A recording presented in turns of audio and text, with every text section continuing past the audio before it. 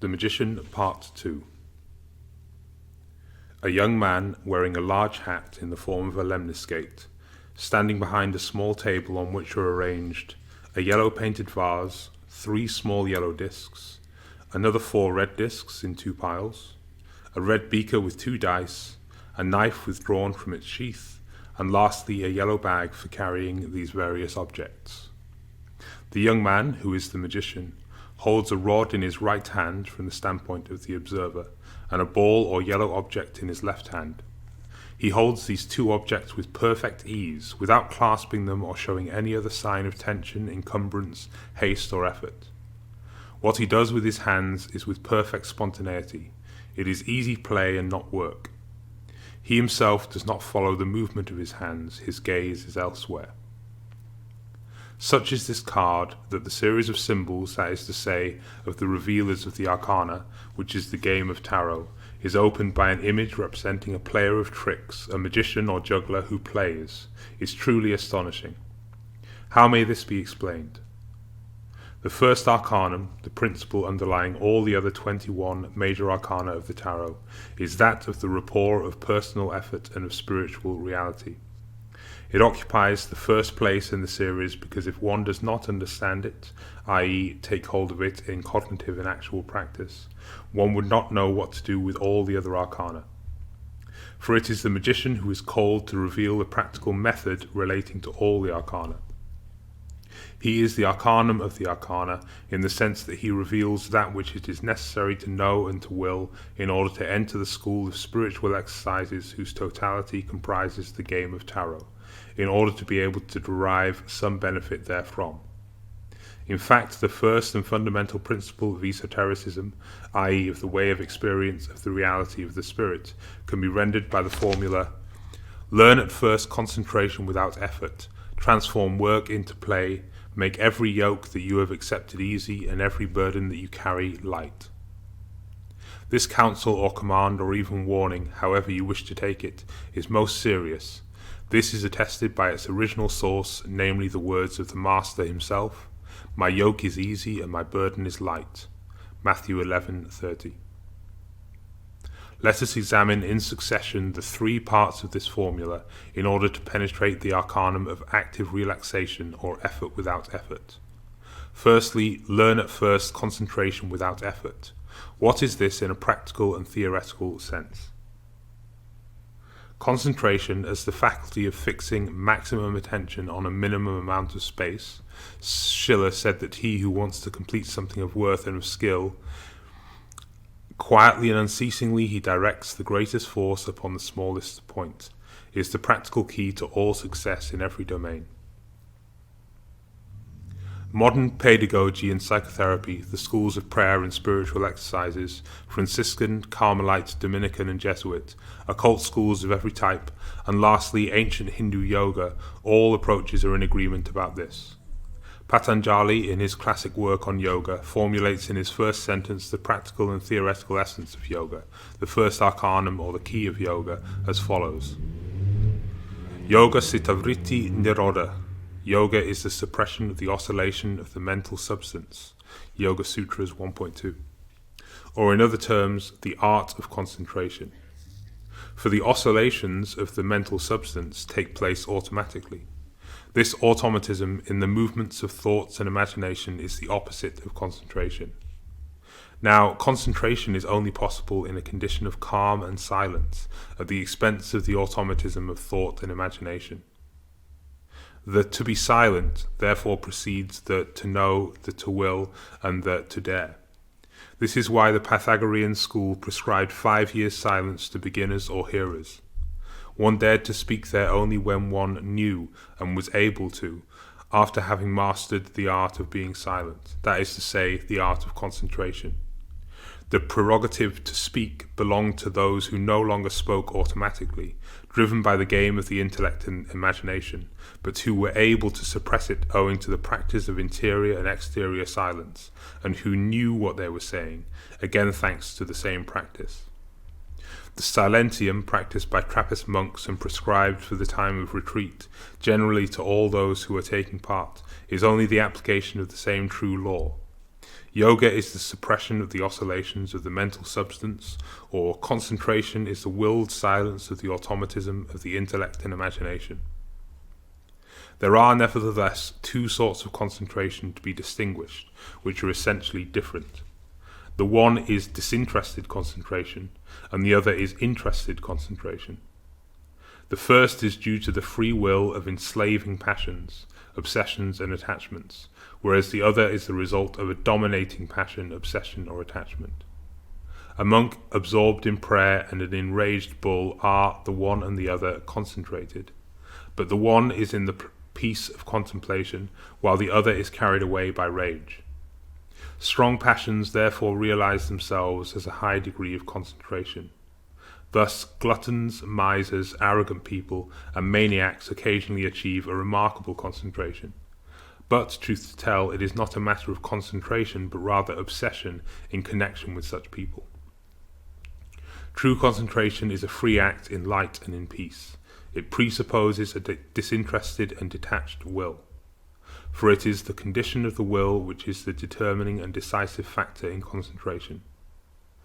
This is why yoga, for example, demands the practice of yama and niyama, nama, the 5 rules of moral conduct, and niyama, the 5 rules of mortification, before the preparation of the body through respiration and posture for concentration and the practice of the 3 degrees of concentration itself, dharana, dhyana, and samadhi, concentration, meditation, and contemplation.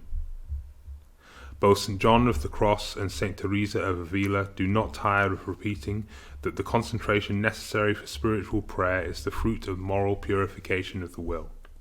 It is therefore useless to strive to concentrate oneself if the will is infatuated with something else. The oscillations of the mental substance will never be able to be reduced to silence if the will itself does not infuse them with its silence. It is the silenced will which affects the silence of thought and imagination in concentration. This is why the great ascetics are also the great masters of concentration. All this is obvious and stands to reason. However, what occupies us here is not just concentration in general, but particularly and especially concentration without effort. What is this? Look at a tightrope walker. He is evidently completely concentrated, because if he were not, he would fall to the ground. His life is at stake, and it is only perfect concentration which can save him. Yet do you believe that his thought and his imagination are occupied with what he is doing? Do you think that he reflects and that he imagines, that he calculates, and that he makes plans with regard to each step that he makes on the rope?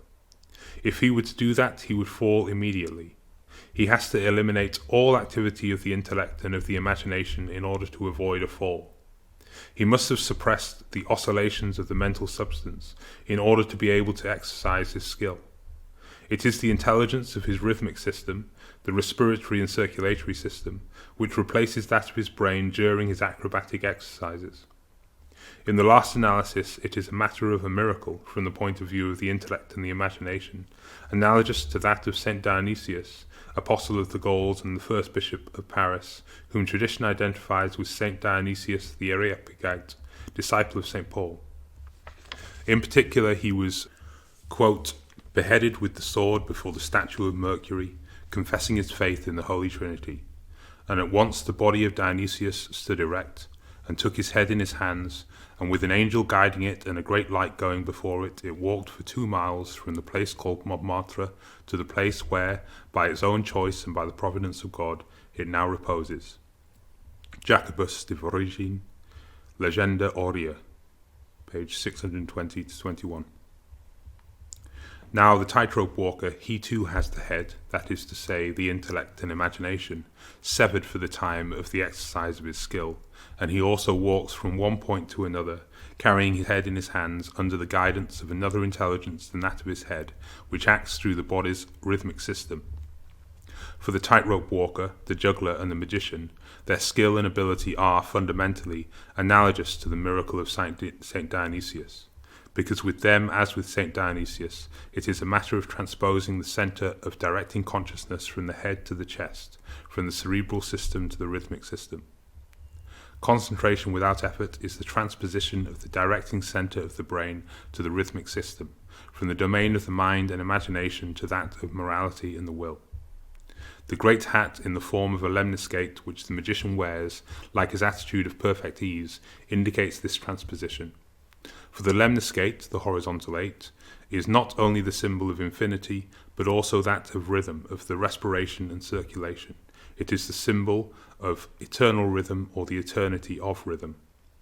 The magician therefore represents the state of concentration without effort, i.e. the state of consciousness where the center directing the will has descended, in reality it is elevated, from the brain to the rhythmic system, where the oscillations of the mental substance are reduced to silence and to rest, no longer hindering concentration. Concentration without effort, that is to say, where there is nothing to suppress and where contemplation becomes as natural as breathing and the beating of the heart, is a state of consciousness, i.e. thought, imagination, feeling and will, of perfect calm, accompanied by the complete relaxation of the nerves and the muscles of the body. It is the profound silence of desires, of preoccupations, of the imagination, of the memory and of discursive thought. One may say that the entire being becomes like the surface of calm water, reflecting the immense presence of the starry sky and its indescribable harmony. And the waters are deep, they are so deep. And the silence grows, ever increasing. What silence! Its growth takes place through regular waves which pass, one after the other, through your being. One wave of silence followed by another wave of more profound silence, and then again a wave of still more profound silence. Have you ever drunk silence? If in the affirmative, you know what concentration without effort is. To begin with, there are moments, subsequently minutes, then quarters of an hour, for which complete silence or concentration without effort lasts. With time, the silence or concentration without effort becomes a fundamental element always present in the life of the soul. It is like the perpetual service at the church of Sacré-Cœur de Montmartre, which takes place whilst in Paris one works, one trades, one amuses oneself, one sleeps, one dies. It is in like manner that a perpetual service of silence is established in the soul, which continues all the same when one is active, when one works, or when one converses. This zone of silence being once established, you can draw from it both for rest and for work. Then you will have not only concentration without effort, but also activity without effort. It is precisely this that comes to expression in the second part of our formula, transform work into play. The changing of work, which is duty, into play, is effected as a consequence of the presence of the zone of perpetual silence, where one draws from a sort of secret and intimate respiration, whose sweetness and freshness accomplishes the anointing work and transforms it into play. For the zone of silence does not only signify that the soul is fundamentally at rest, but also and rather that there is contact with the heavenly or spiritual world which works together with the soul. He who finds silence in the solitude of concentration without effort is never alone. He never bears alone the weight that he has to carry. The forces of heaven, the forces from on high, are there taking part from now on. In this way, the truth stated by the third part of the formula, make every yoke that you have accepted easy and every burden that you carry light, itself becomes experience. For silence is the sign of real contact with the spiritual world, and this contact in turn always engenders the influx of forces. This is the foundation of all mysticism, all gnosis, all magic, and all practical esotericism in general. All practical esotericism is founded on the following rule. It is necessary to be one in oneself, concentration without effort, and one with the spiritual world, to have a zone of silence in the soul, in order for a revelatory or actual spiritual experience to be able to take place. In other words, if one wants to practice some form of authentic esotericism, be it mysticism, gnosis, or magic, it is necessary to be the magician, i.e. concentrated without effort, operating with ease as if one were playing, and acting with perfect calm. This, then, is the practical teaching of the first arcanum of the tarot. It is the first counsel, commandment, or warning concerning all spiritual practice. It is the aleph of the alphabet of practical rules of esotericism. And just as all numbers are only aspects or multiples of unity, so are all other practical rules communicated by the other arcana of the tarot only aspects and modalities of this basic rule. Such is the practical teaching of the magician. What is its theoretical teaching? It corresponds in every point to the practical teaching its theoretical operation being only the mental aspect of the practice. Just as the latter proceeds from concentration without effort, i.e. puts unity into practice, so does the attendant theory consist in the basic unity of the natural world, the human world and the divine world. The tenet of the basic oneness of the world plays the same fundamental role for all theory as that of concentration for all practice. As concentration is the basis of every practical achievement, the tenet of the basic unity of the world is the same with regard to all knowledge. Without it, no knowledge is conceivable. The tenet of the essential unity of all that exists precedes every act of knowledge, and every act of knowledge presupposes the tenet of the unity of the world. The ideal or ultimate aim of all philosophy and all science is truth. But truth has no other meaning than that of the reduction of the plurality of phenomena to an essential unity, of facts to laws, of laws to principles, of principles to essence or being. All search for truth, mystical, gnostic, philosophical and scientific, postulates its existence, i.e. the fundamental unity of the multiplicity of phenomena in the world. Without this unity, nothing would be knowable. How could one proceed from the known to the unknown? And this is indeed the method of progress in knowledge, if the unknown had nothing to do with the known. If the unknown had no relationship with the known and was absolutely and essentially a stranger to it. When we say that the world is knowable, i.e. that knowledge as such exists, we state through this fact itself the tenet of the essential unity of the world or its knowability. We declare that the world is not a mosaic, where a plurality of worlds which are essentially strangers to one another are fitted together, but that it is an organism, all of whose parts are governed by the same principle, revealing it and allowing reduction to it.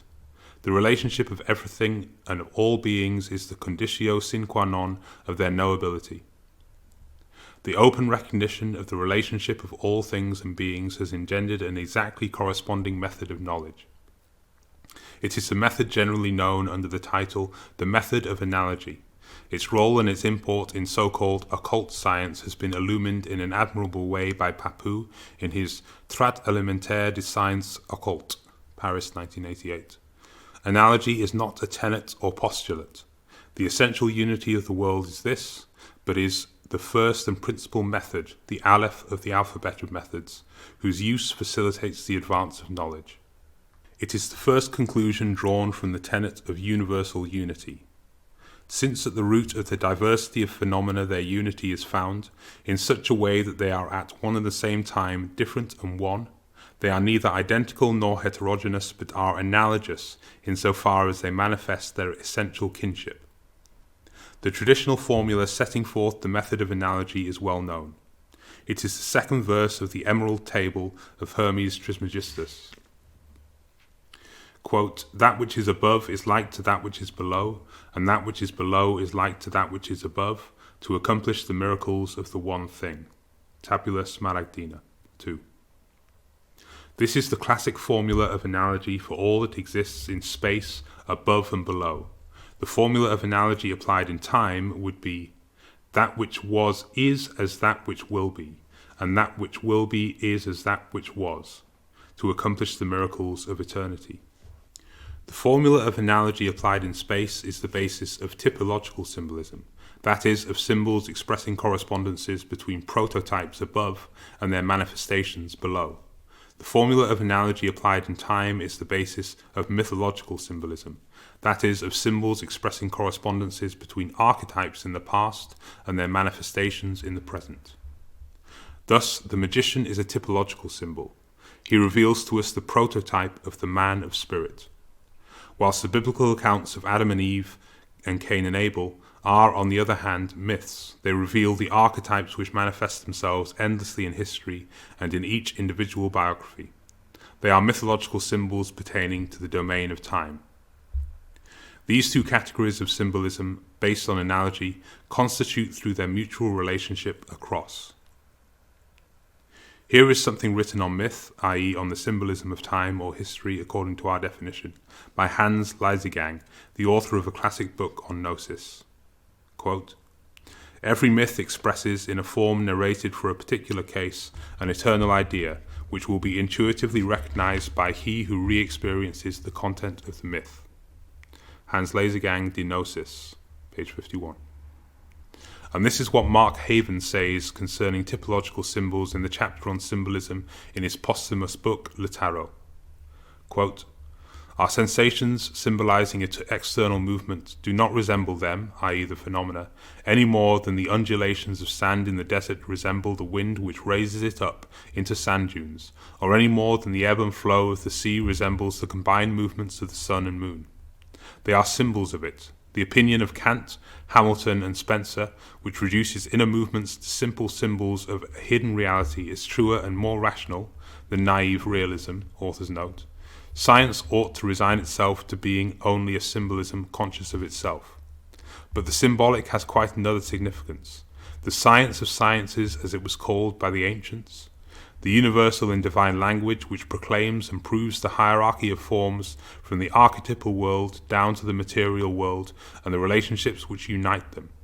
It is, in a word, the living and tangible proof of the kinship of beings." Mark Haven, Le Tarot, pages 19 to 20 and 24.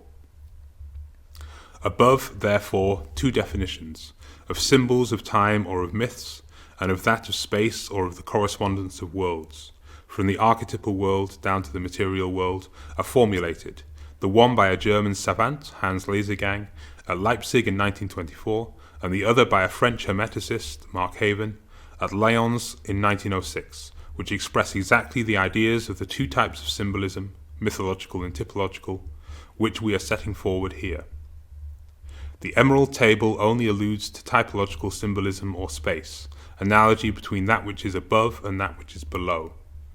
This is why it is necessary to add to it, by extension, the corresponding formula pertaining to mythological symbolism or time, which we find, for example, in the book of Genesis of Moses. The distinction of these two forms of symbolism is not entirely devoid of practical import. It is owing to their confusion that many errors of interpretation of ancient sources, including the Bible, must be attributed. Thus, for example, certain authors take the biblical account of Cain and Abel as a typological symbol. They want to see in it symbols of centrifugal and centripetal forces, etc.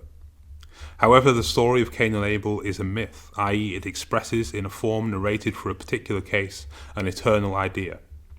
Consequently, it refers to time, to history, and not to space and its structure.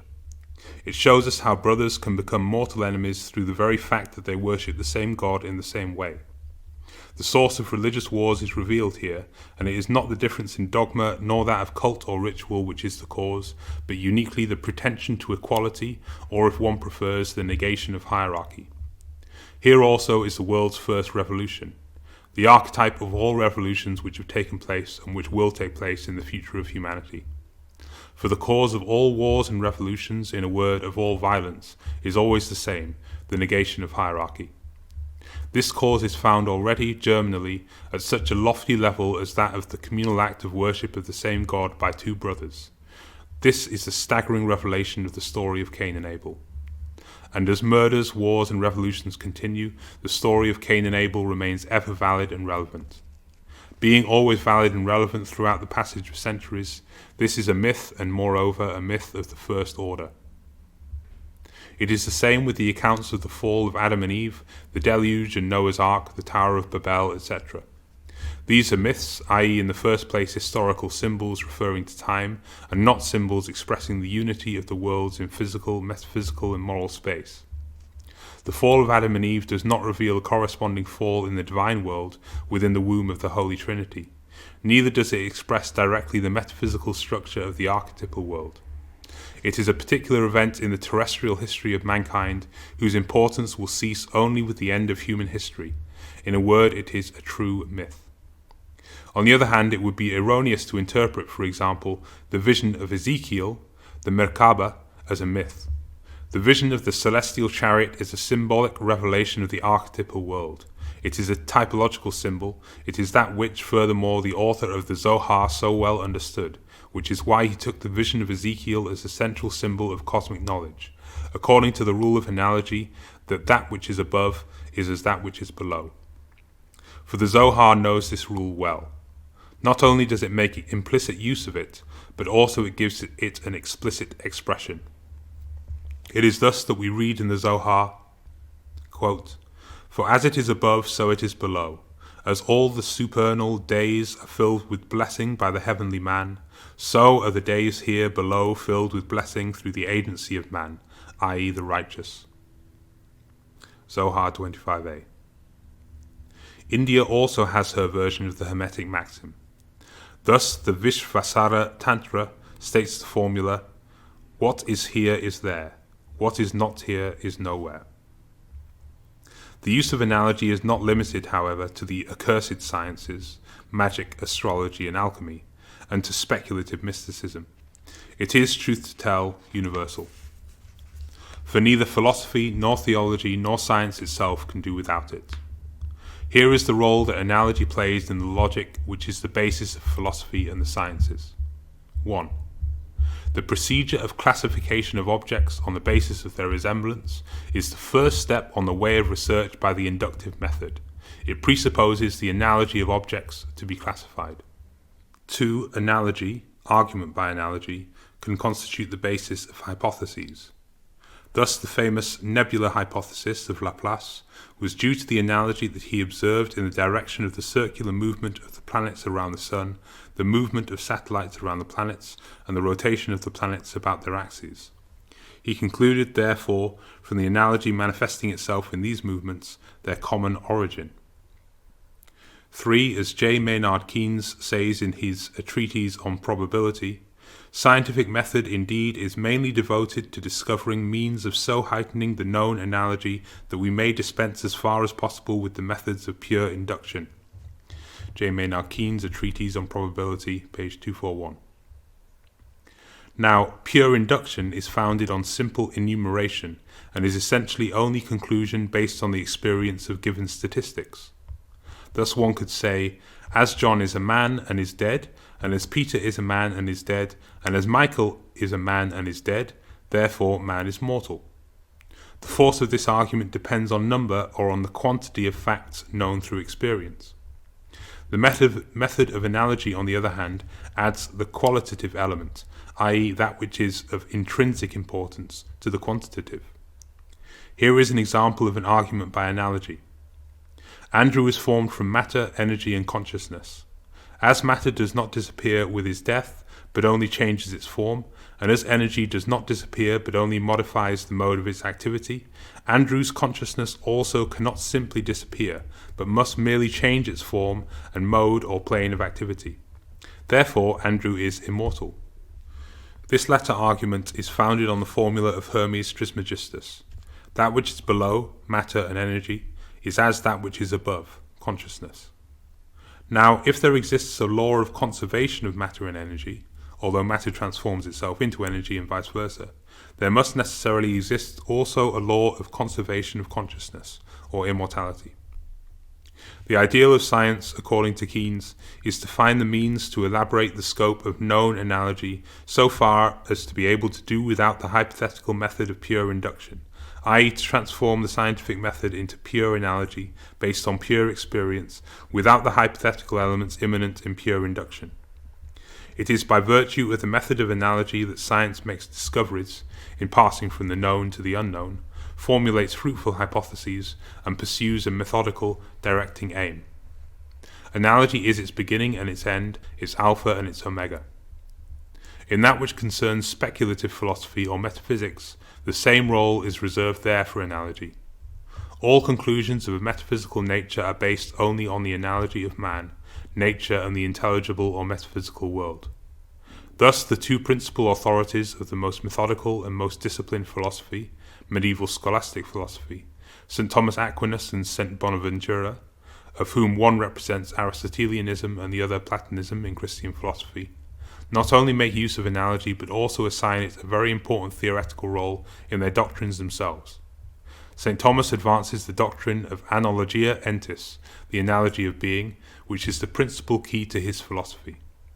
St. Bonaventura, in his doctrine of signatura rerum, interprets the entire visible world as the symbol of the invisible world. For him, the visible world is only another Holy Scripture, another revelation alongside that which is contained in the Holy Scripture, properly said. and it thus appears that the entire world is like a single mirror full of lights, presenting the divine wisdom, or as charcoal emitting light. Bonaventura, Collations in Hexameron 2:27. Now, St. Thomas and St. Bonaventura have been proclaimed by Sixtus V in 1588, and again in 1879 by Leo XIII, two olive trees and two chandeliers shining in the house of God. You see, therefore, dear unknown friend, that we are able, you and I, to declare openly our faith in analogy and proclaim aloud the formula of the Emerald Table, consecrated by tradition, without appearing thereby to be infidels to philosophy, science, and the official doctrines of the Church. We are able to use it in good conscience as philosophers, as scientists, and as Catholics. There is nothing to be said against it according to these 3 points of view. But the sanction accorded to analogy does not stop here. The Master himself has endorsed it by the use which he made of it. As well as the parables, the a fortiori argument which he made use of in his sayings demonstrates it. The parables, which are ad hoc symbols, would be devoid of sense and purpose if they were not statements of analogous truth made in the language of analogy and making appeal to the sense of analogy. With respect to the argument a fortiori, its entire strength lies in analogy, which is its foundation. Here is an example of an a fortiori argument employed by the Master. What man of you, if his son asks him for bread, will give him a stone? Or if he asks for a fish, will give him a serpent? If you then, who are evil, know how to give good gifts to your children, know how much more will your Father who is in heaven give good things to those who ask him. Matthew 7:9-11. Here we have the analogy of terrestrial kinship, human, to celestial kinship, divine, on which is founded the force of the a fortiori argument, where how much more is the result of imperfect manifestation in relation to the ideal prototype. The analogy of father and father is the essence here. At this point, a feeling of unease could arise in the conscientious reader.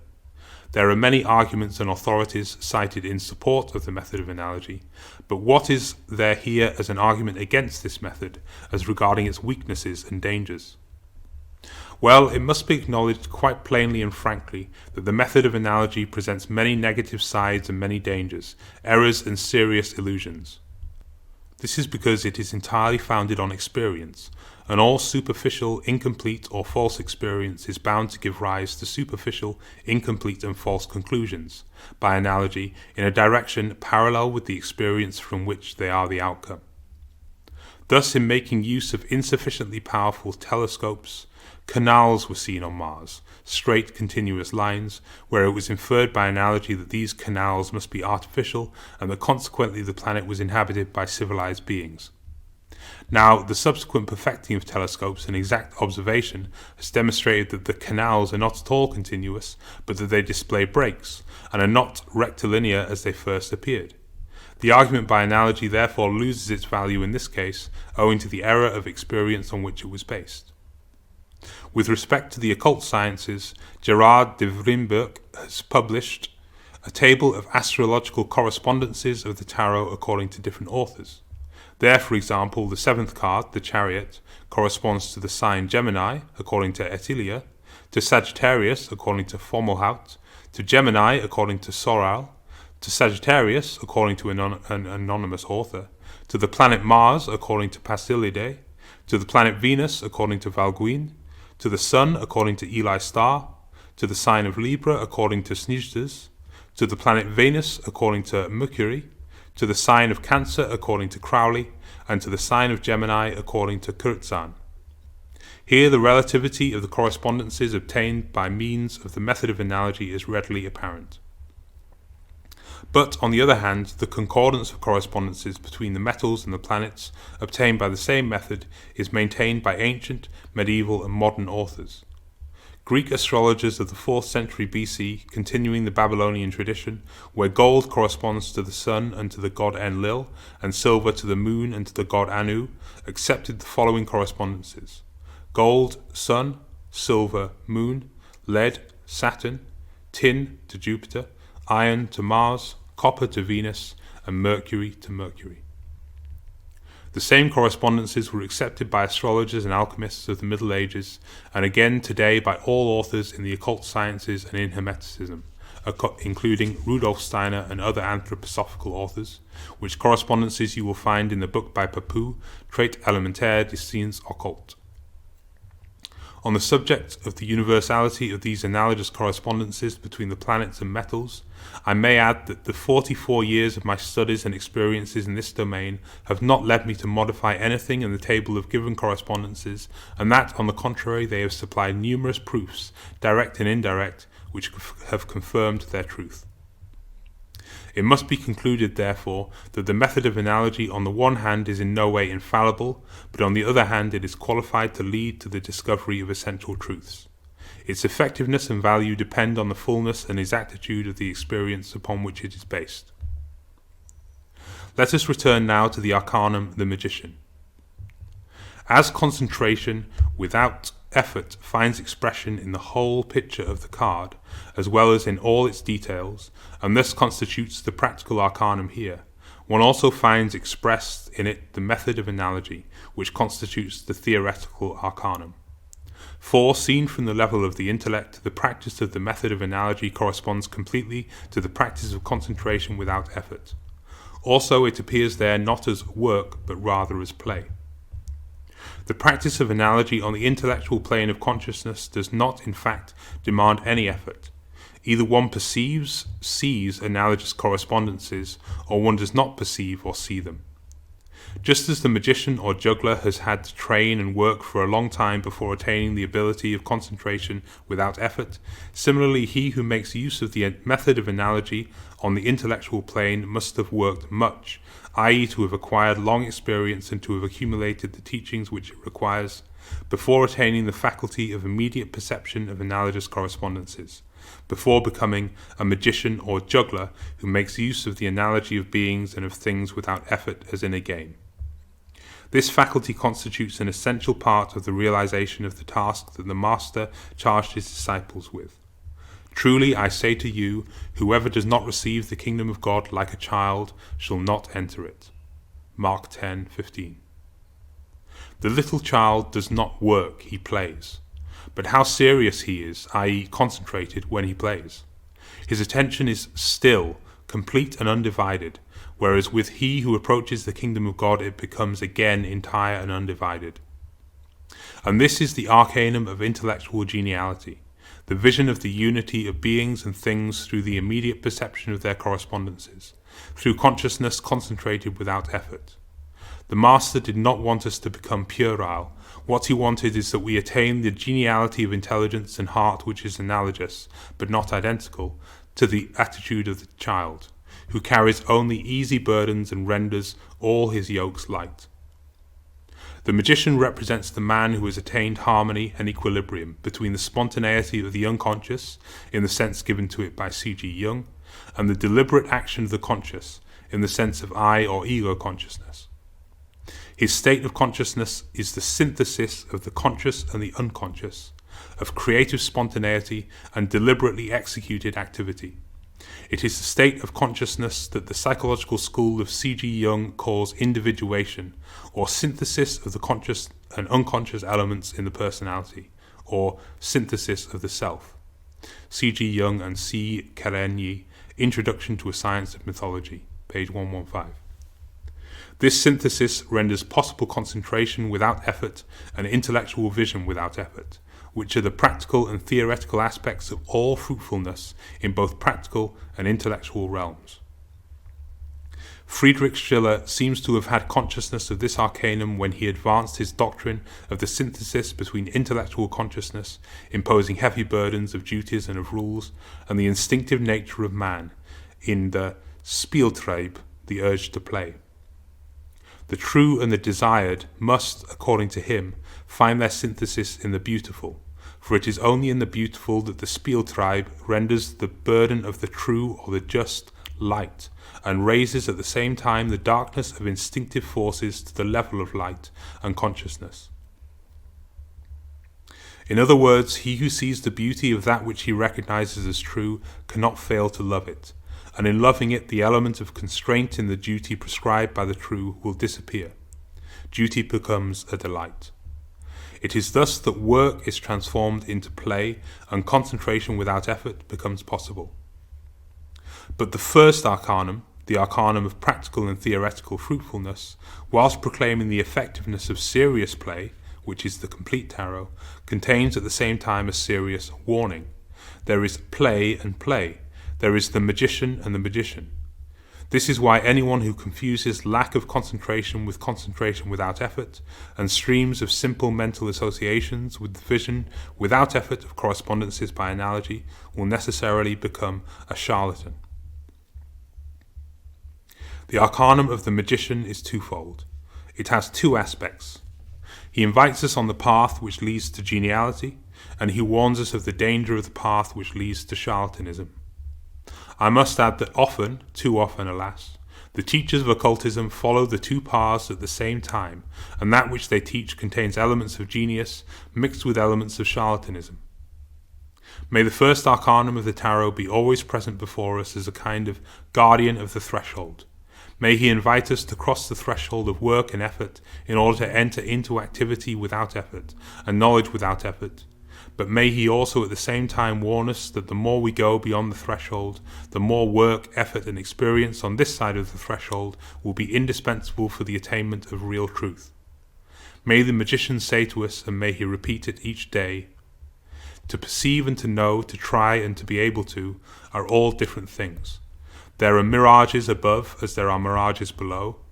You only know that which is verified by the agreement of all forms of experience in its totality. Experience of the senses, moral experience, psychic experience, the collective experience of other seekers for the truth, and finally the experience of those whose knowing merits the title of wisdom and whose striving has been crowned by the title of saint. Academia and the Church stipulate methodical and moral conditions for one who desires to progress. Carry them out strictly before and after each flight into the region beyond the domain of work and effort. If you do this, you will be a sage and a mage. If you do not do this, you will be only a charlatan.